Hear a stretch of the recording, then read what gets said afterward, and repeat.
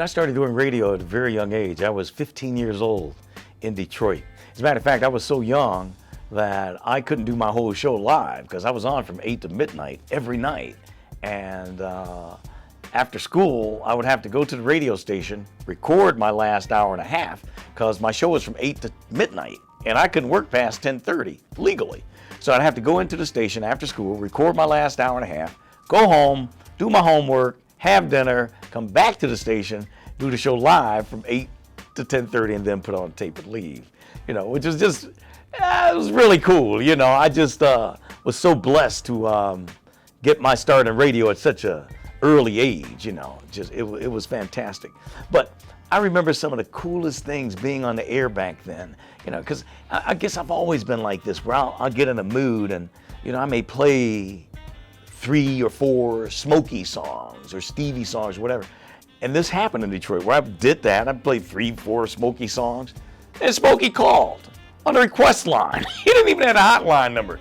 He just called on the request line. Hey man, hey baby, just listening to you, man, And I put him on the air and did an interview with him. Same exact thing happened with Stevie. That was Detroit at that time. I mean, how cool was that? And especially for me, growing up a kid in Detroit, man, where I looked at every Cadillac that went by, hoping to see Smokey or Stevie or one of the Temptations or one of their cousins or their hairdresser, anybody, man, would have been cool with me. Anybody connected to that Motown thing, man, it was just magical, but it was just such a special time to be in Detroit for me. And, I started my career, God, this is aging me, but in 1969. That was the year I started on radio. Same year, Diana Ross said goodbye to the Supremes with that lie, someday we'll be together. That wasn't the truth. They never got back together again. And it was the same year that the Jackson 5 debuted. Man Walked on the Moon. It was a great year.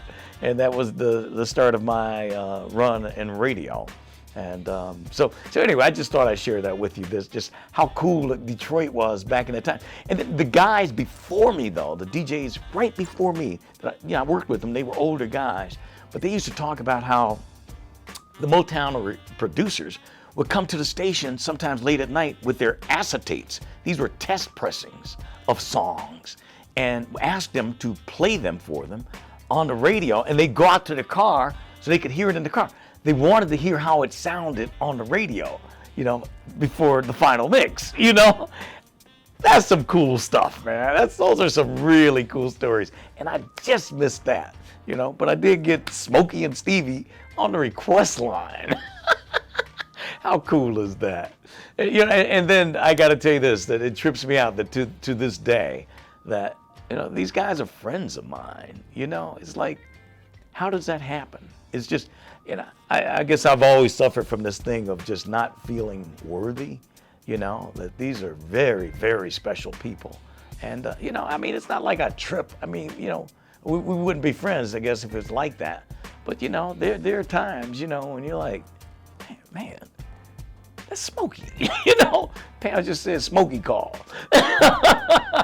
and I'm grateful for it, though. I'm grateful for those friendships, because while they're legends, they are people, just like anybody else, and I'm grateful for their success and their friendship. So I have no idea where I started out with this, so I have no idea how to end it. So I'll just say bye now, and thank you for watching.